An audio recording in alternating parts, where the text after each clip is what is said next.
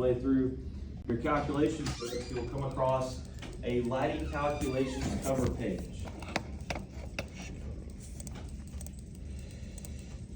And the page directly behind that should look like this.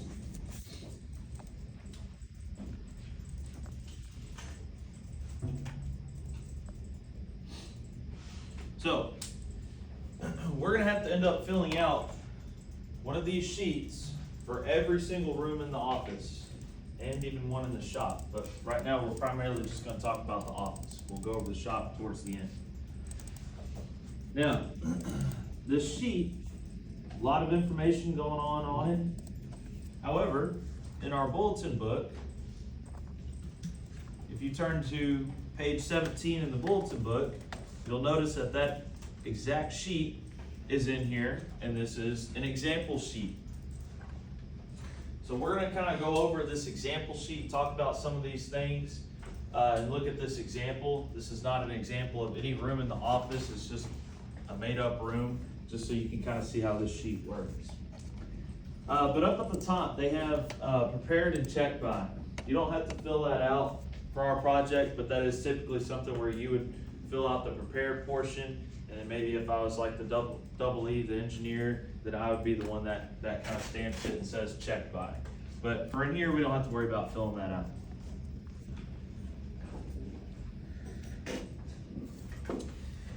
Then kind of looking at these first two rows here.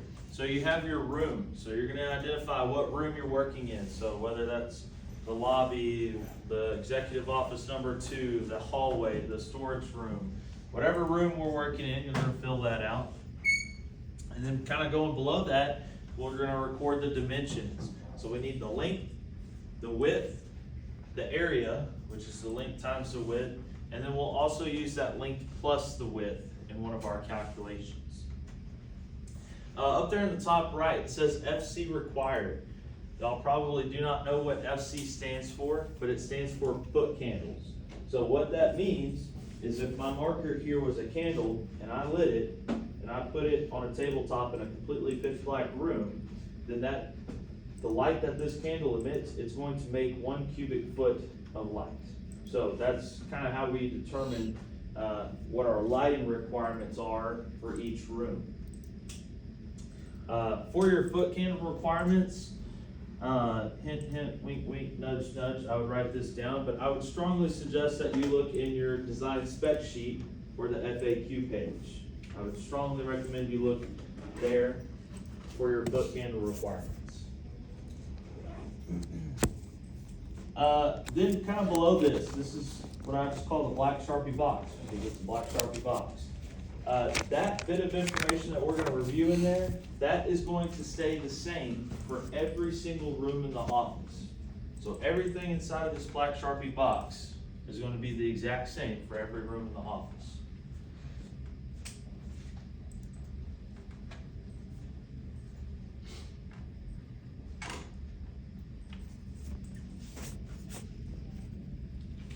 So starting in the top left-hand corner, we have our mounting height. So if we look there, it says H1 plus 2.5 gives us 10 foot. So we're basically saying that we have 10 foot ceilings. So in our office, it's going to be very similar to kind of how our lab is in here.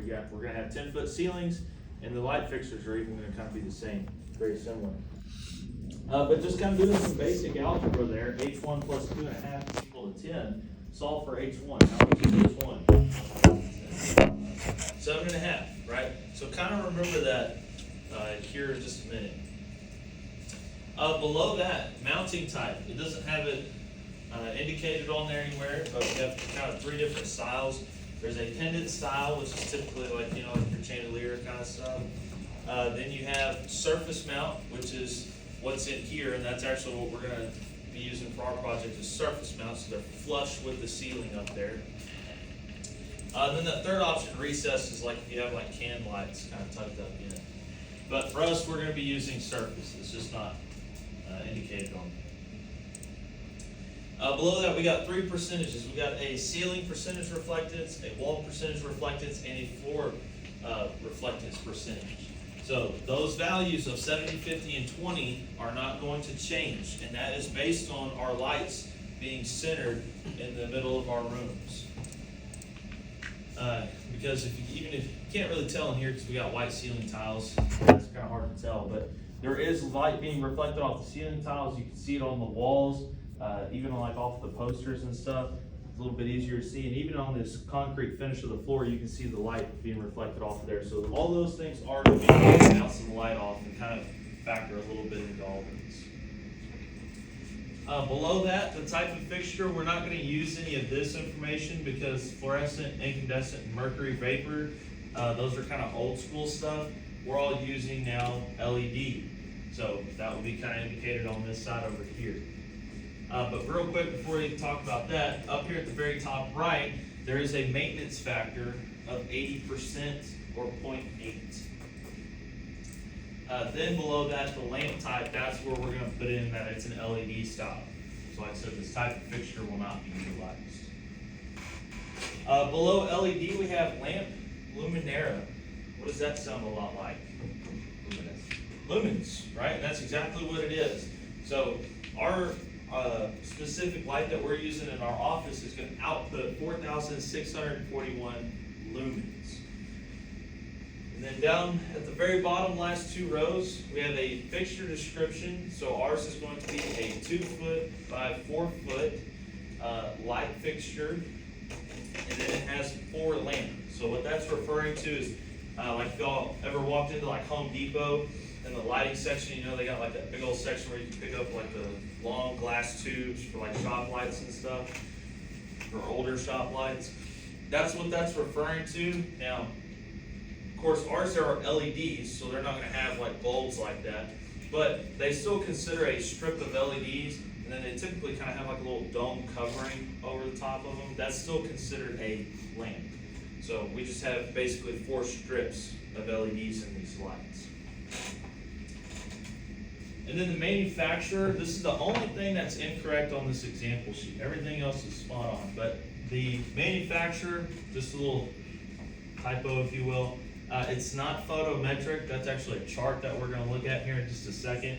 But the actual manufacturer is Lithonia Lighting. If you need help spelling that, we're also going to look at that here in just a second. But that's the only little incorrect thing on here is the manufacturer. Like I said, it's supposed to be Lithonia Lighting. And then of course we have a catalog number, so it's important to denote what model we're using for our lights. Some people got catalog numbers, some are model numbers, some are serial numbers. It just kind of depends on the manufacturer.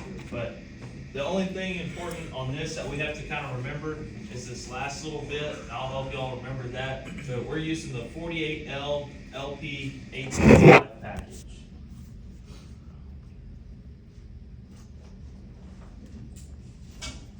But everything everything in this black Sharpie box, that is going to be the same on all the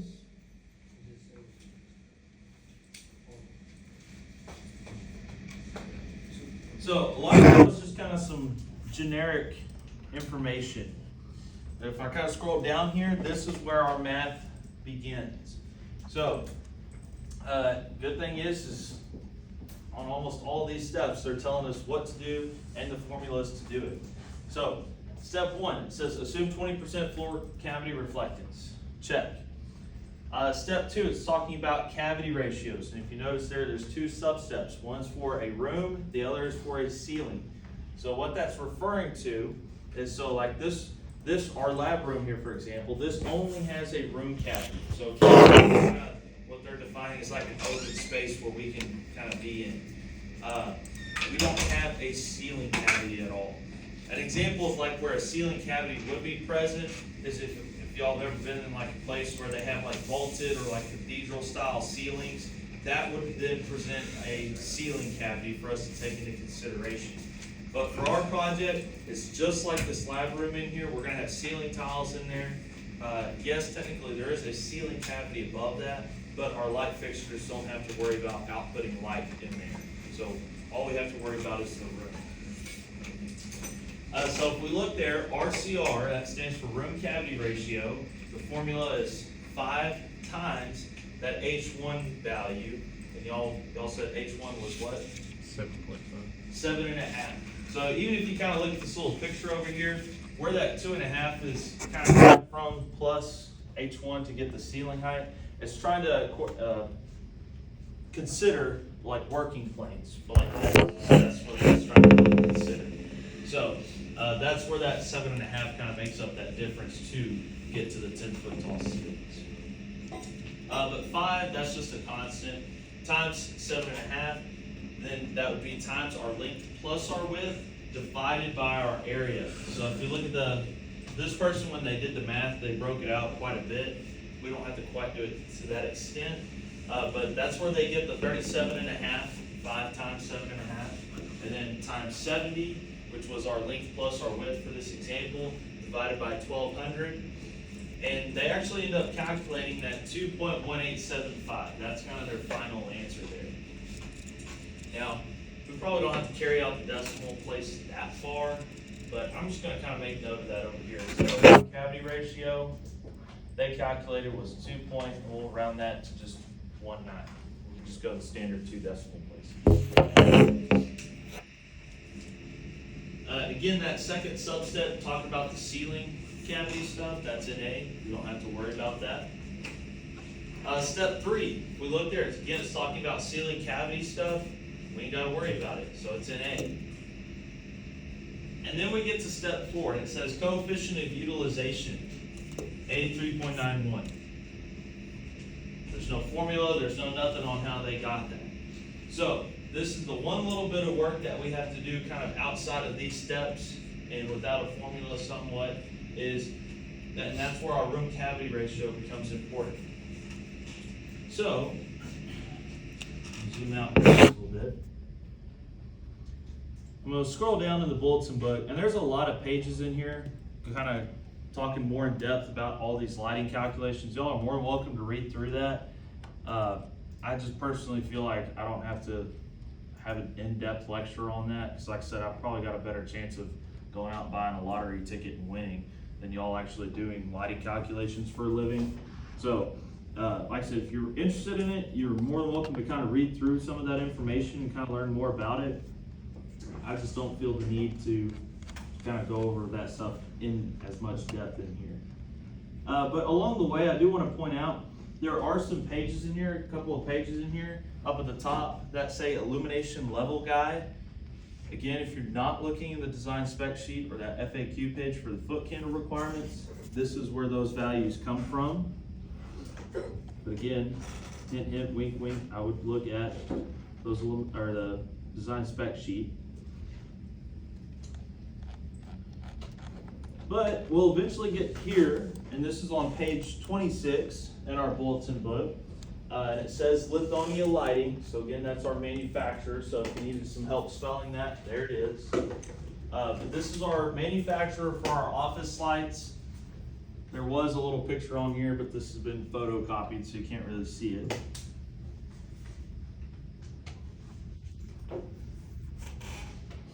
But we don't really need anything on this first page. So if we kind of scroll down, just more information on there. Looking at our package and how many lumens it outputs. But then here on page 28, this is where we'll see those photometric charts. And you'll notice that there's kind of 3 sets of them. So which one we look at is important. So these are all based off of what kind of catalog number or version of the light that you have. So our catalog number was that 48L LP835 package. So we're only looking at this middle table here. So the top and bottom ones we don't want. Excuse me, we just want this middle table here. So where is that? This is on page 28 in the bulletin book. So like I said, we're only looking at this middle chart here. So make sure you got that written down. And even further, if I kind of zoom in here, a lot of these charts we don't need except for this one kind of here in the middle, that is the coefficient of utilizations. So again, this is in the middle one here.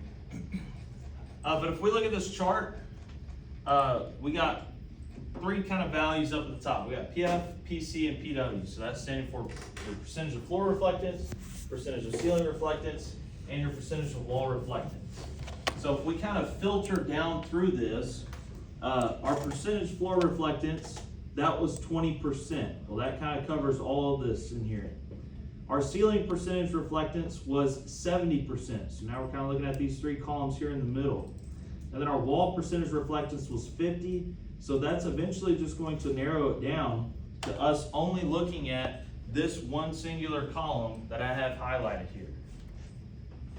So if you want to make note of that on your bulletin book with a highlighter or something like that, go for it.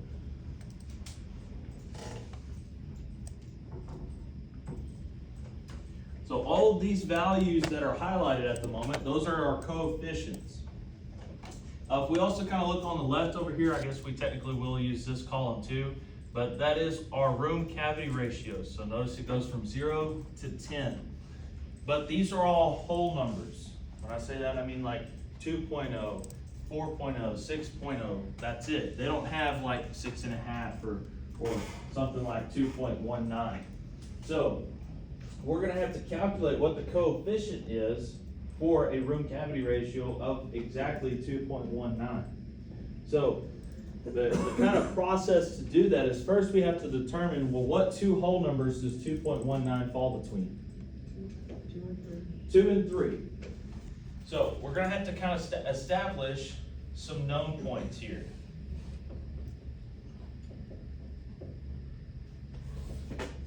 So if we look, a room cavity ratio of 2.0 exactly is going to give you a coefficient of 86.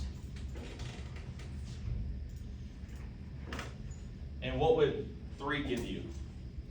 75. 75. There you go. So we kind of have two known points now. So as far as our math goes, the first thing that we're going to do is we're going to subtract our two known points. So we're going to do 86 subtracted from 75. And what does that get you? 11. What was it? 11. 11. Okay.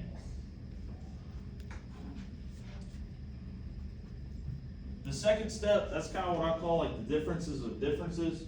But whatever you calculate here in step 1, so this 11, we're going to take that difference and we're going to multiply it by whatever your remainder is. So in our case, we have 0.19 left over. So we're going to take that 11 and we're going to multiply it by 0.19. What does that come out to? 2.09. What was it? 2.09. 2.09. Thank you.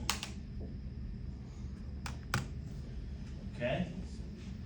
Then the final step in all that is between your two known points, whichever one is the largest one, the higher number one, and in this case, that would be 86 for us. We're going to take 86, we're going to subtract it from whatever we found in step 2. So we'll take 86, subtract it from 2.09.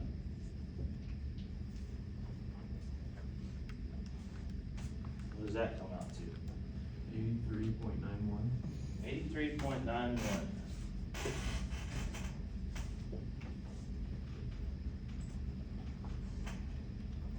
So if we kind of look here, if I kind of fill this in, so the question mark now, we put 83.91, and we kind of look at our trending data here. Well, as our room cavity ratio increases, that coefficient is decreasing, right? So 2.19 is just a little bit more than 2.0. So theoretically, our coefficient should just be a little bit less, right? So that kind of lines up. So a good kind of self-check is if we calculated something like less than 75, then that would probably mean that we did something wrong, right? Because it doesn't line up with any of the other data. But so far, that seems like that checks out pretty good. And something else, it doesn't list it anywhere that I have found, but technically all of these coefficient values here, these are percentages. That doesn't change your math any on what we did. But technically, all of those coefficient values, those are percentages, it just doesn't list it on there.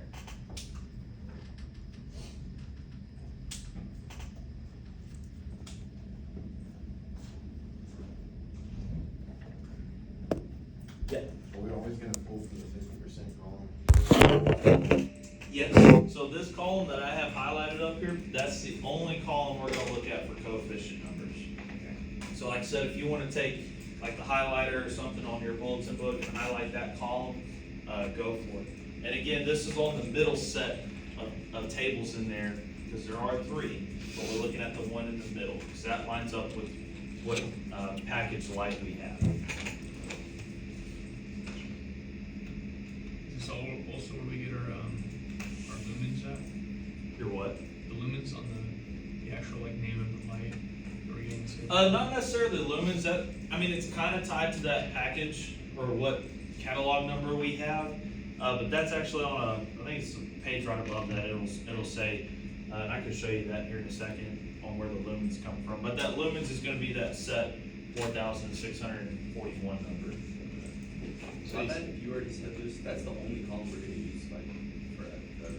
Yeah, for our coefficients, yeah, I mean, technically we'll use this RCR column too, but this one right here, that's the only one we're pulling coefficient values from, yes. I think, Robert, did you have that? No, I was gonna say, so you said we never do this like in a job, but would you do that like in a design job, like say you're designing, not even? Not realistically, no, not even then. Like I said, typically the architect or the engineer is gonna do this.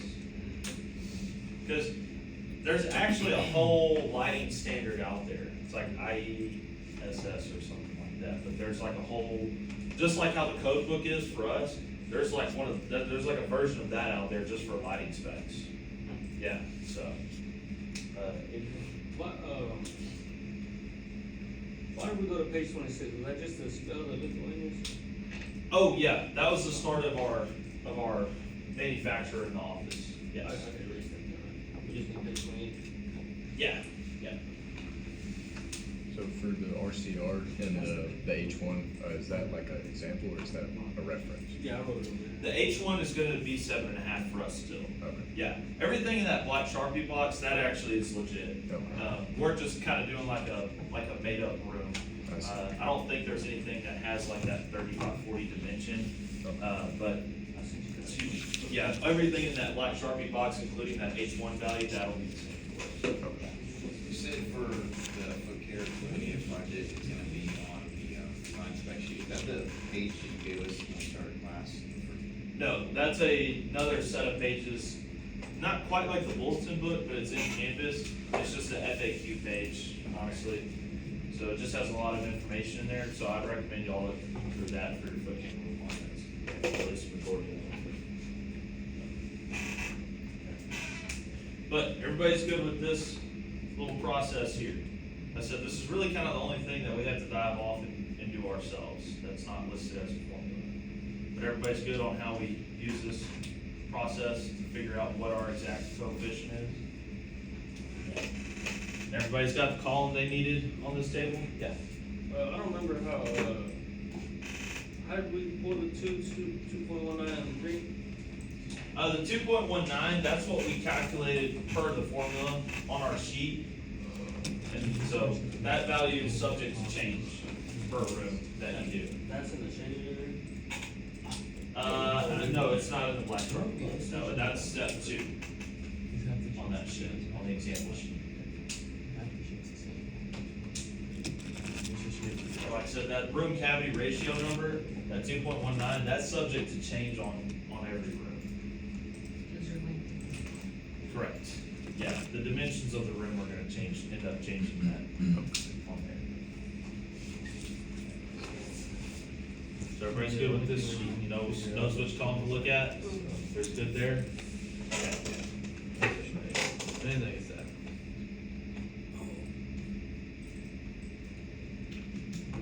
Alright, so if we go back here to our example sheet. I'm gonna just a little bit. So now if we're looking back again at that step 4, that coefficient of 83.91, that's exactly what we calculated here. So, and even if you forgot those steps right there, if you kind of scroll down at the bottom, handwritten in there, it tells you, coefficient utilization, step 4, they do the exact same process that we did to end up with the same value. So, like I said, even if you forget that, it is listed over here.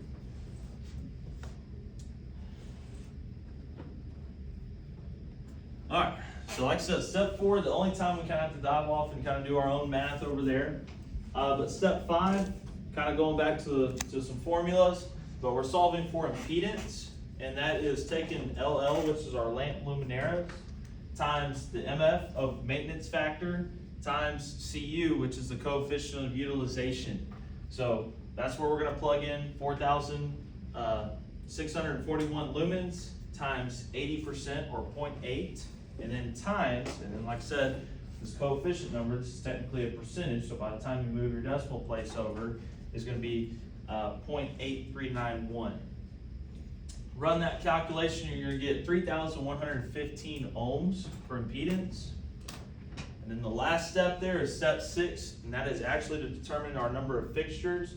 That's going to be taking our foot candle requirement, which in this case was 100 on this example, times your area, divided by our number of lamps or strips of LEDs, which was 4, times the impedance that you just calculated from step 5. And whenever you put that together, you come out with 9.63. Now obviously we can't have 0.63 of a light, so it's rounded up to 10. And it's important to note too, like even if you calculated like 9.2 lights, guess what? You still have to round up to 10 in that example. And I will say, as far as the rounding goes, on your larger rooms, I would personally round up to an even number, because remember, we have to put all these lights in our room in the center. So it's a lot easier to lay out an even number of lights than it is trying to, create like domino versions of odd numbers in a room as far as laying them out. So like I said, if you're in a bigger room, like the lobby or an office or something, then if you calculate an odd number of lights, you can round that up to the next even number, just to make it easier on laying things out. And then things like, our smaller rooms, like little storage closet, if you get less than 1 light, you don't have to round that up to 2. You can if you want to, but on 1 light in a room kind of deal, you can kind of leave that, because 1 light's pretty easy to center up. But on your larger rooms, I would recommend you round it up to an even number.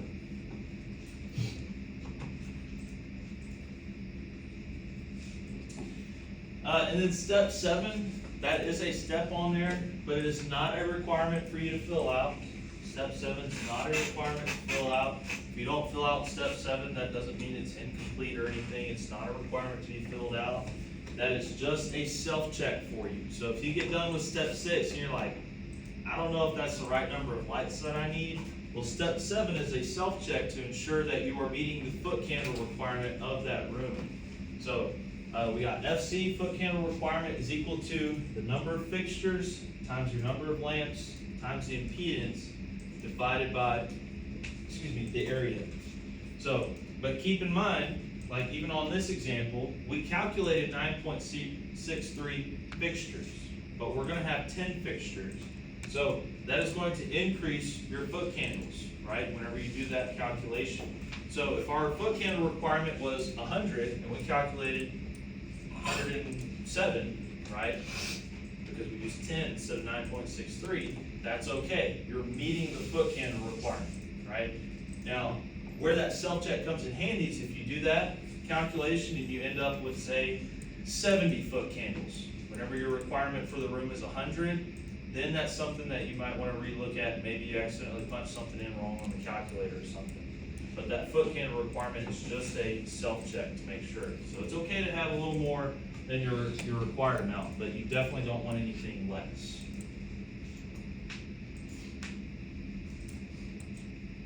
Okay. So how do y'all feel about this example sheet on how to use this page.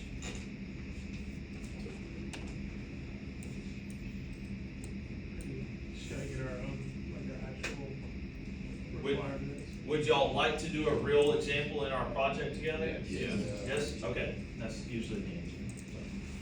Okay, so.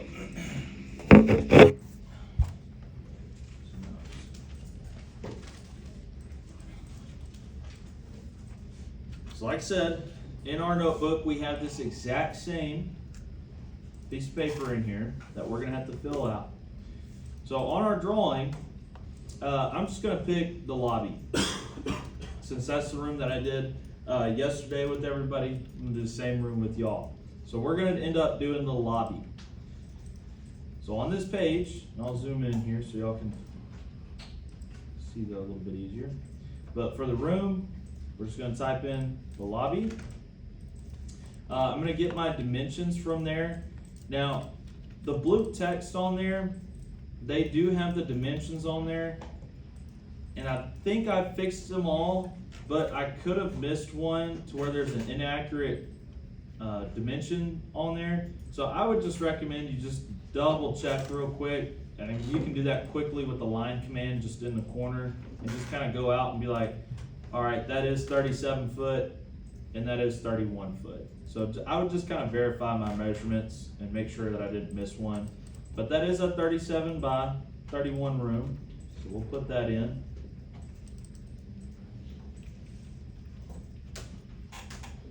And I'll pull up my calculator here. And for our area, that's what we're gonna do, 37 times 31. And that's going to give us an area of 1,147.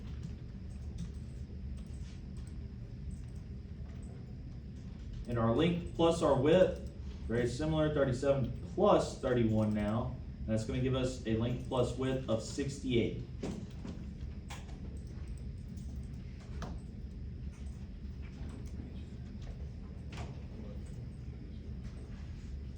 Our foot candle requirement, that one's probably not listed on the design spec sheet. That's okay. So I'm just gonna come down here to our illumination level guide. And even though this is underneath a bank setting, but there is a general area for a lobby, and it does say foot candle requirement of 50. So that's what I'm gonna use. And again, this is underneath those illumination level guides. This is probably one of the few ones that's not listed on the design spec sheet, so we're gonna use it here. So our foot candle requirement is 50.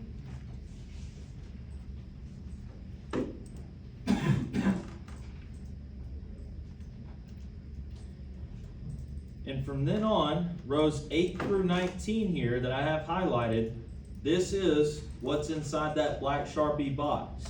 So, I'm just gonna copy the exact same stuff off of the black Sharpie box off of our example sheet directly onto here. So I'm gonna kind of zoom out on some of this stuff and kind of split screen this. Go back to our example page here. But again, everything in this black Sharpie box, that's rows 8 through 19 on this sheet here. So mounting height of 10, I'm going to select surface mount, our percentages of 70, 50, and 20%. Maintenance factor of 80%. Lamp type LED. Lumens 4,641.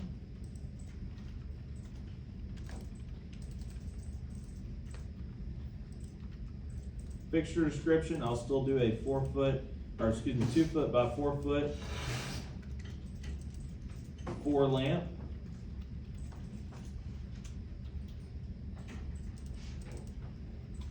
The only thing I'm gonna change on there again is that manufacturer. It's not Photometrics, it's that Lithonia lighting.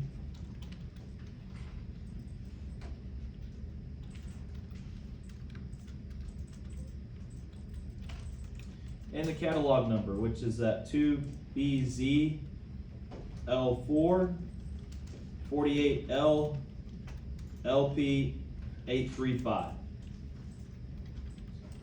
So again, everything on those rows 8 through 19 That is just the black Sharpie box on our example.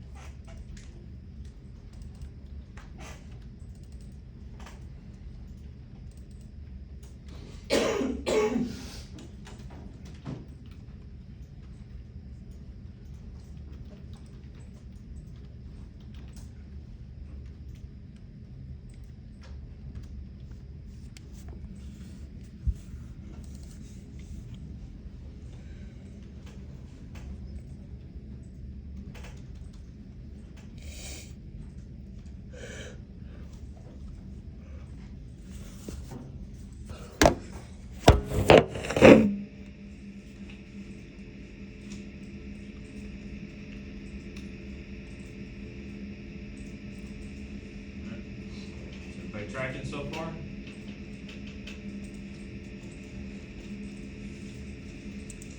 Alright, so this is where our math starts. So, step one, check, right? We already got the 20% floor reflectance. Step two, cavity ratios. So we're gonna do our room cavity ratio. So that's where we're gonna do 5 times that H1, which is still that 7.5, times our length plus our width, which was 68 for us in this instance, divided by our area of 1,147. And when I punch that all in my calculator,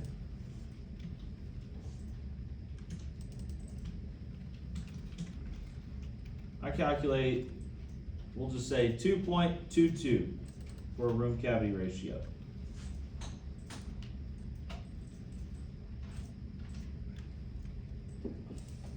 Again, when it's talking about ceiling stuff, that's NA.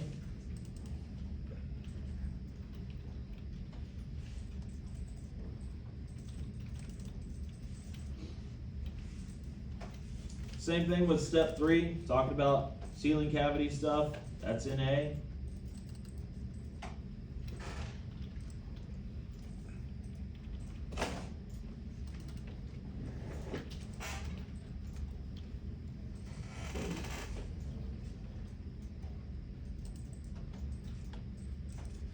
And then this is when we get to step 4 again.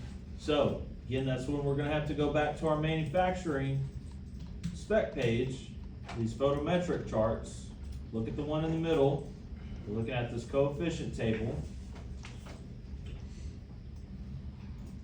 This is where we're gonna look at just that column here. But, even though this example is fairly close to the example we looked at, but our room cavity ratio still falls between the whole numbers of 2 and 3.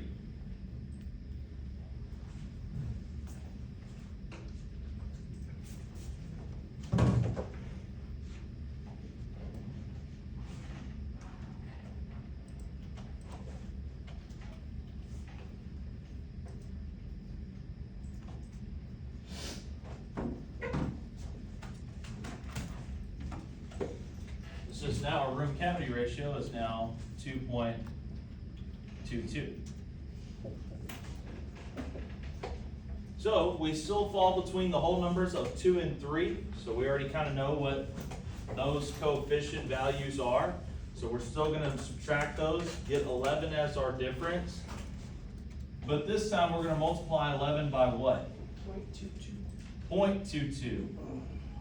So we'll take 11 times 0.22. And what do y'all get from that? 2.42. 2.42. And what are we going to subtract that from? 86. 86, very good. So it's always the higher of your two coefficients. So we're going to take 86, Subtract from 2.42, what does that get y'all? 83.58. 83.58.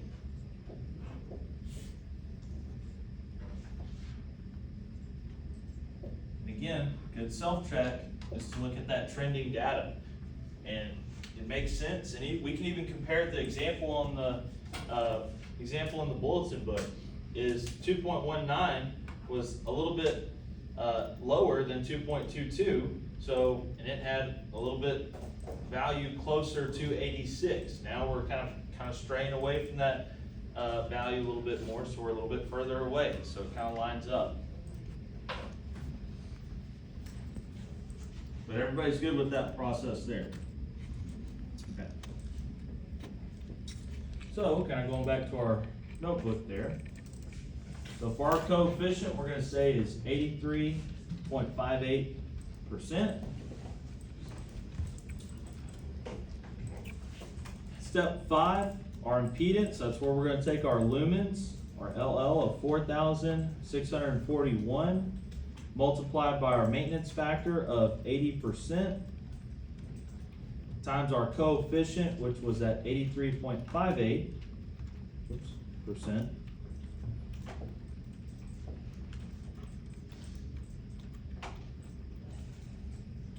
And when I punch all that in my calculator,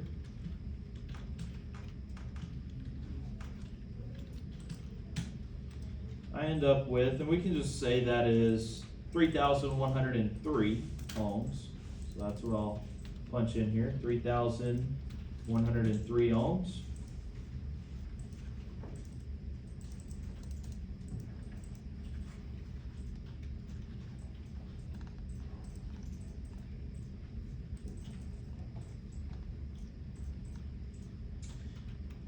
And then our last step there is step 6.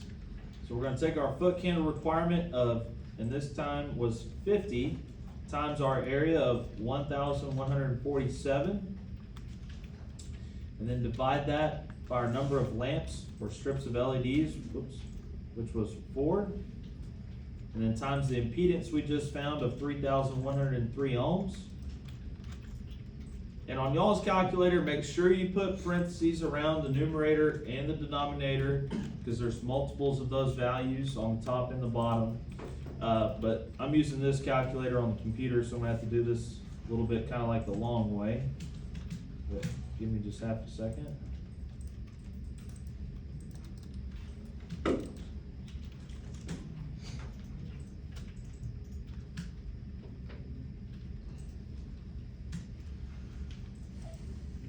But when I punch all that in my calculator, I get 4.62 lights. So 4.62.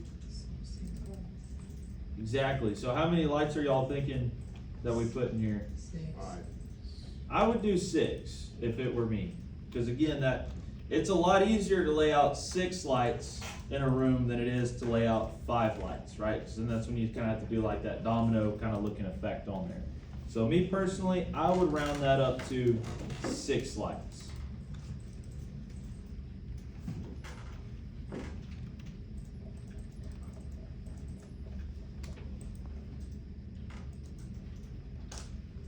What do you qualify as a big room?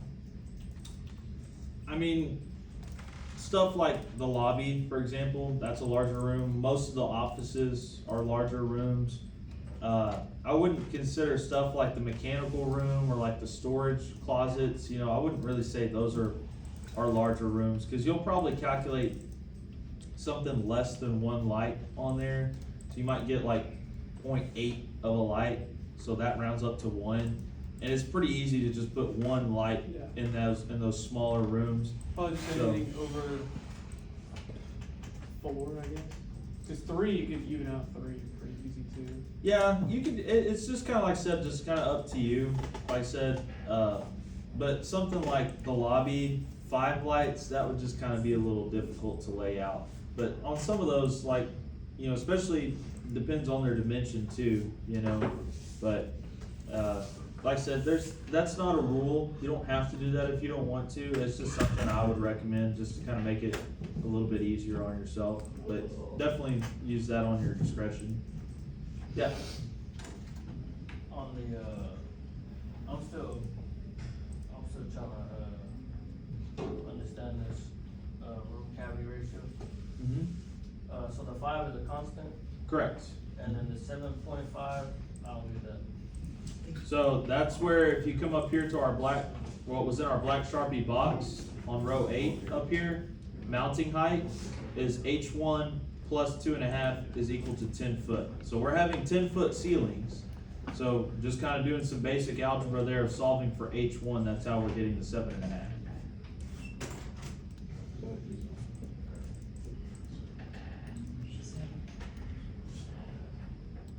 So what plus 2.5 gives you 10? 7.5. There you go. So that's where that 7.5 is coming from. So ultimately, that kind of also will be a constant for us in our office. But then the length plus the width and your area is definitely gonna change. Do you have a question, Landon? Do what? What's the type So the 5 and 7.5. Oh, the type of fixture, we're actually, here on row 16, we're actually not gonna use that. So the fluorescent, incandescent, and mercury vapor, that's all kind of older school stuff. So we're actually not gonna put our type of fixture in there because it's not listed. Instead, we're kind of listing our type of fixture over here where it says lamp type and listing that as an LED. Are you gonna want us to like copy this whole thing and put it on one sheet with all of our lights, or like we're gonna have like a whole new sheet? I'm gonna go over that in a second. Now, I do just wanna go through step 7 with y'all, just so y'all can kind of see how that works. But again, step 7, that is not a requirement for you to complete, but I am gonna walk through that with y'all, just so you can kind of see that in action. Step 7 again is that self-check. So we're looking for foot candles, but we're gonna take our number of fixtures, which we said was gonna be 6, times our number of lights, our number of lamps, which is 4, times the impedance that we calculated of 3103, all divided by our area of 1,147.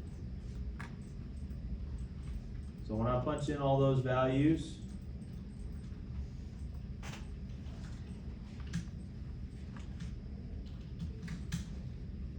whoops, I accidentally hit multiply there.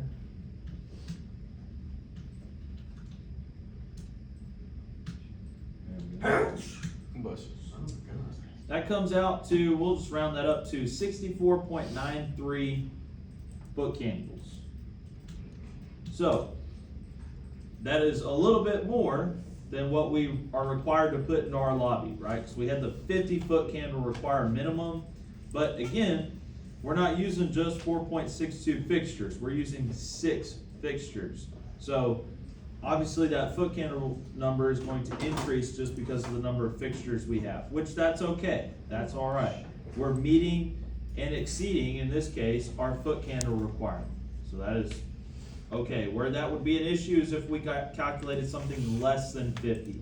Then we might need to go back through and double check some of our math there.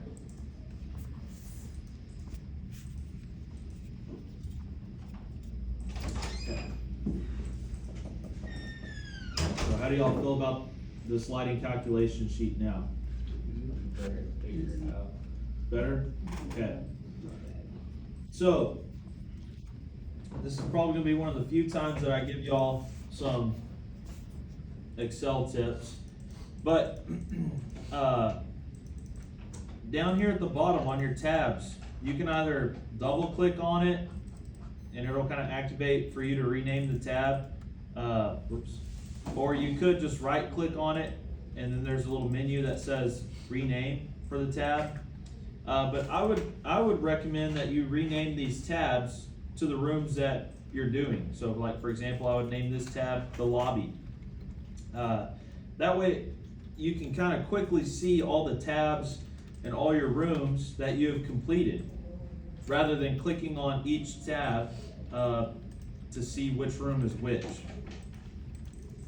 Also kind of along those same lines, if you notice, there was our cover page, of course this one lighting calculation page, but then there's a lighting calculation 2 page. There's a second blank copy in there.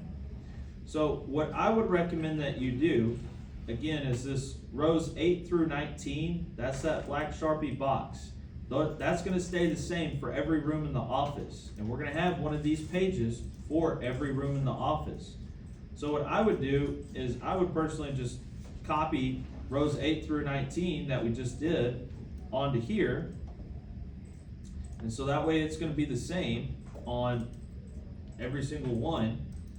But then what you can do is, again, kind of come down here to the bottom of this tab, the sliding calculation 2 tab, right click on it, and below rename, there's an option that says move or copy. And this little dialog box will pop up.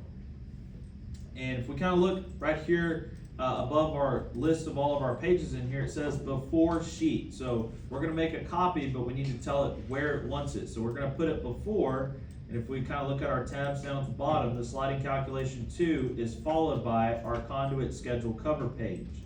So I'm gonna scroll down and I'm gonna find the conduit schedule cover page, and I'm gonna select it because I'm gonna make this copy before that sheet. And then there's an option down here that's a little box that we can check that says create a copy. So once you kind of select the conduit schedule cover page, check create a copy, you can then hit OK, and you'll now notice down here at the bottom, I now have a lighting calculation 2 tab and a lighting calculation 3 tab, and they are identical. And that row 8 through 19 has already been filled out for me.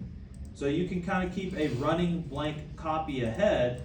So now you can come over here to the sliding calculation 2 tab, rename that to whatever, the receptionist area, right? And then do, or whatever room you're gonna work on next, fill that out, kind of work on that sheet, get it done. And then you can just kind of move and copy and kind of rinse and repeat with a running blank copy, so that we don't have to fill out rows 8 through 19 again every single time.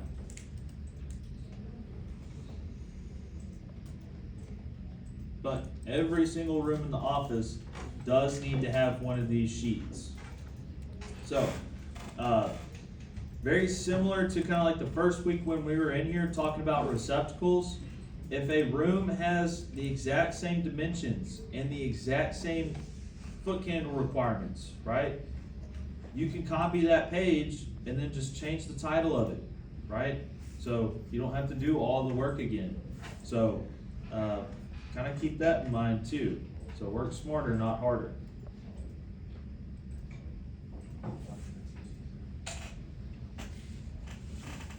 Okay. But does anybody have any questions on these lighting calculation pages?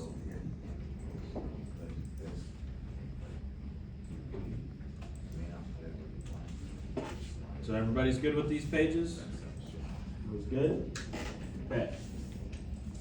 So that's kind of step one for this week, is we need to determine how many light fixtures to actually put in all of these rooms.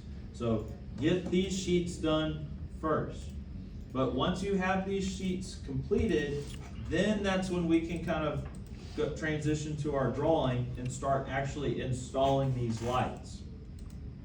So we calculated 6 lights here for the lobby, so we're gonna keep doing this lobby example.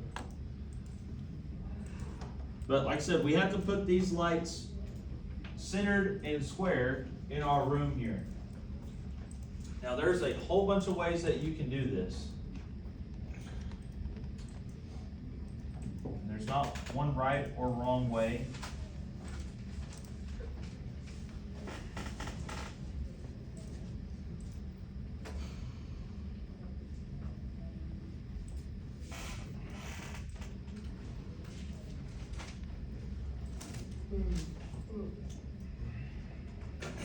But like I said, there's a lot of different ways you can do this. I'm just gonna show you this way on how to do it.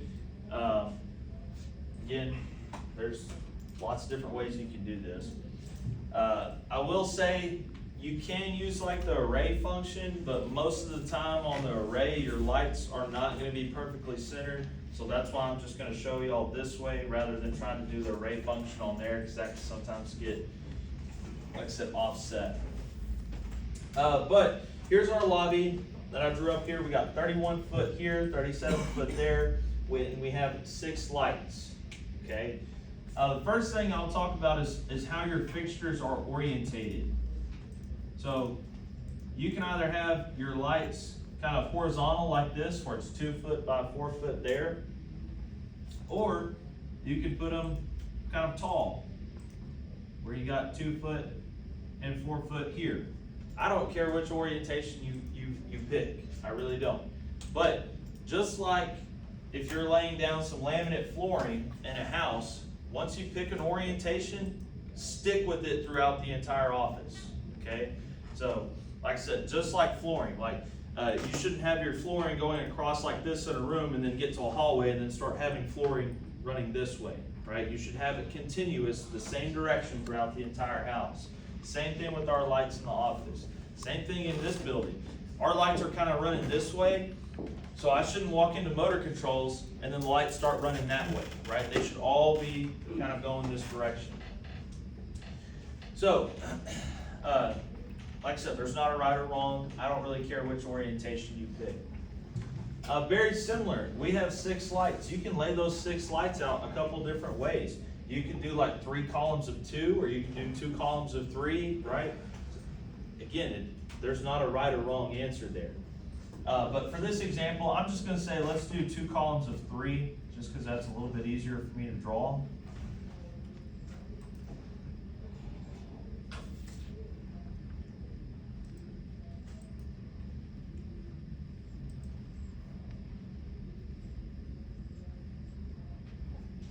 So the way I kind of have mine drawn is this would be like 2 foot, that would be 4 foot. So first thing we need to do is figure out our spacing in between all of these. So we're gonna have to calculate a horizontal spacing and then also a vertical spacing. So if we do our horizontals first, we have a total of 37 foot available to us. And out of that 37 foot going across, just looking horizontal, we have 4 foot here taken up by a light, and then another 4 foot, so a total of 8 foot of this 37 foot being occupied by lights. So we're gonna take 37, and we're gonna subtract that from 8. Or 8 from 37, sorry.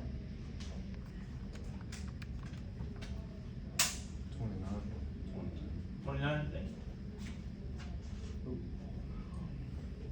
But we got 29 feet left over that we have to break up evenly into 1, 2, 3 equal spaces. So if I take 29, oops, divide that by 3,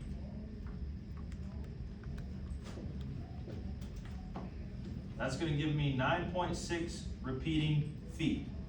So we'll have 9.6 feet here, 9.6 feet here, and 9.6 feet here. So that would be our horizontal spacing for everything. We're going to do a very similar process, but now going vertically. So going vertically in our room, we have 31 foot available to us. But we have 2, 4, 6 foot of that being occupied by our lights. So 31 subtracted from 6 gives us 25 foot left over to distribute 1, 2, 3, 4 spaces evenly. So we're going to take 25 and divide that by 4, which gives us a nice even 6 1/4 foot.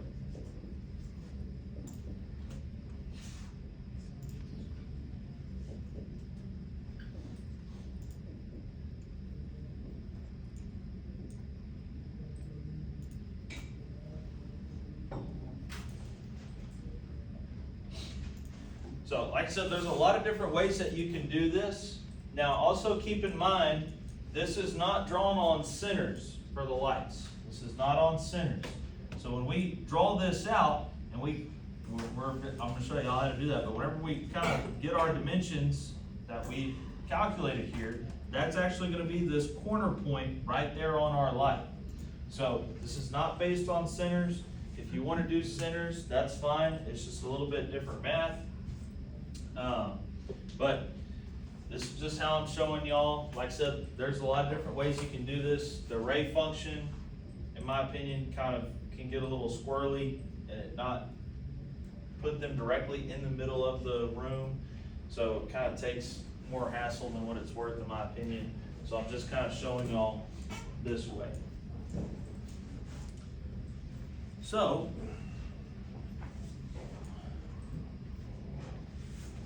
on our drawing, very similar to the receptacles, if we flip down our layers, we have these three pink, purpley kind of looking colors there. But just like receptacles, we have one for lights, one's for lighting dashed, and one for lighting circuit home runs. So since we're actually putting in the fixtures themselves, we'll want to start on the lights layer. So once we have our dimensions on kind of where to put our lights, I typically just use line command. So I'm going to do a line command. I'm going to start here in this top corner. And I'm going to go out horizontally what we calculated of 9.6 repeating feet. And then I'm going to go down on what we calculated of 6 1/4 foot. And right here at the end of this line, this is where our light needs to be, or at least that first corner. Now, unfortunately, there's not a block for our light fixture in there. So you could either draw in the light itself, or you can be like me, and I'm just gonna come down here to our legend, and I'm just gonna take this light fixture right here, and I'm just gonna copy it. So like I said, there's not a block for the light fixture itself. But this light, we need to put it, like I said, right there on that corner point. It's not based on centers. This is based on that very first corner point right there. And another benefit of kind of doing the math there like this, or one of the benefits, is once we kind of draw this first light in with those dimensions, we can easily just copy or highlight the light and that kind of what I call leader line. You can copy that and use the leader line kind of like as a jig. So I don't know if y'all have ever used like a small piece of like trim or something before and cut it to a specific length and use that to space out stuff before, but it's just like that. So I can just kind of put all three of my lights in vertically, and now those are all spaced out 6.25 feet from each other. Kind of erase those leader lines, the vertical ones. And as far as my horizontal leader line, well, I can just move that down to my light fixture here. And then now all I have to do is just copy all three of those lights, or all however many lights in that column and that leader line, and copy it and kind of do the same thing. Just move it over to this side, and then delete these two leader lines, and boom. Now all 6 of my lights are drawn in exactly where we need them to be, and they're all equally spaced and centered in the room.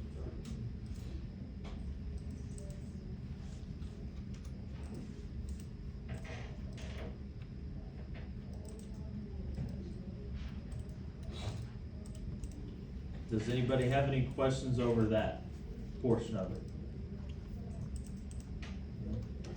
Okay. I'm going to cover exactly all how many lights to tie together and everything here in just a second. But for now on this lobby, it's fine to tie all 6 of these lights together. So very similar to receptacles, we're going to switch over to that dashed line layer. Except now, we don't have to use the spline command on tying our lights together because they're not so close to the wall. So remember, that's why we kind of added some curvature on our receptacles, is to kind of break that up so the human eye can see it better.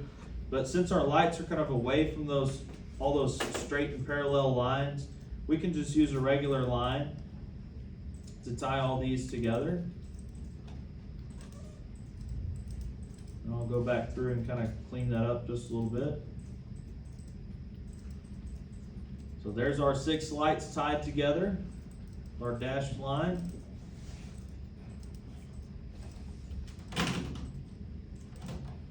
And again, very similar to receptacles, we're going to switch to that home run layer.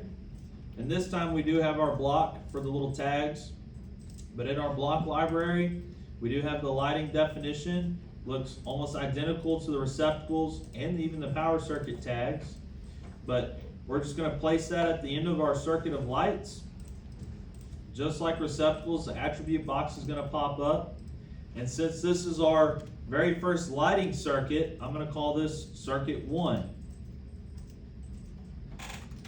Very similar, use the arrow, except now when we rotate and point this arrow, we're going to point it back to our office lighting panel, right? So that's where all of our lights are going to be fed from. It's now our lighting panel instead of our receptacle panel.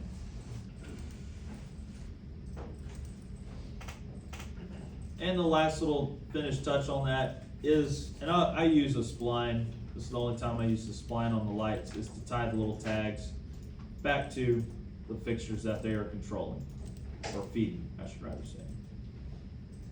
So finished product should look something kind of like this, or very similar to this on your drawing.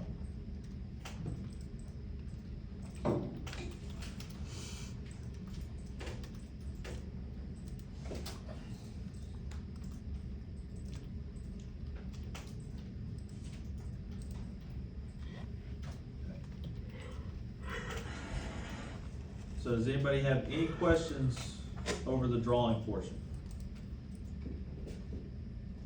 No?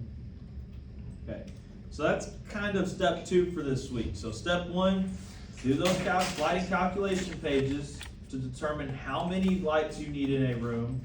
Then you can draw the lights in the room. Wait, so all the lights are surface mounted, not recessed?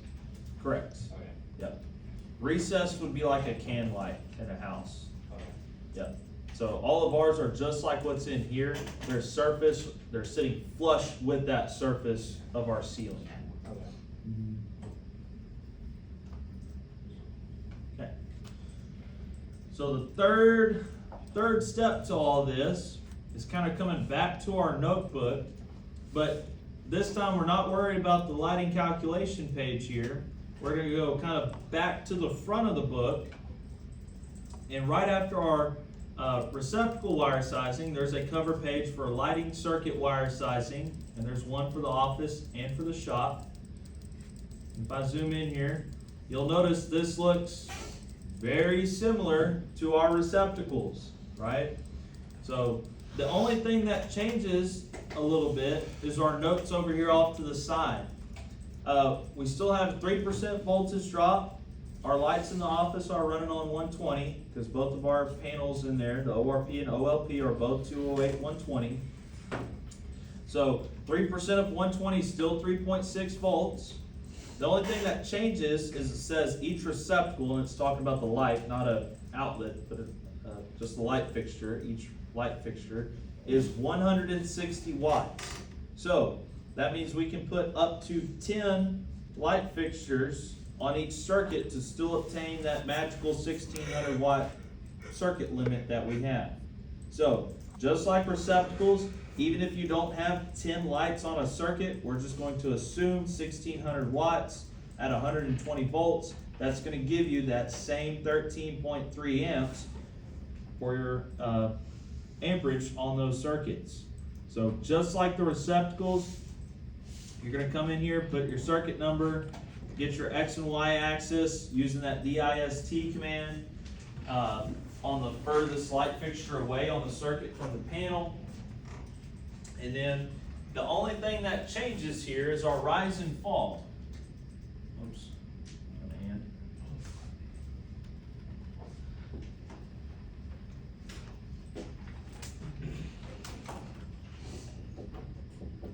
Our rise and fall now is only 4.5 foot.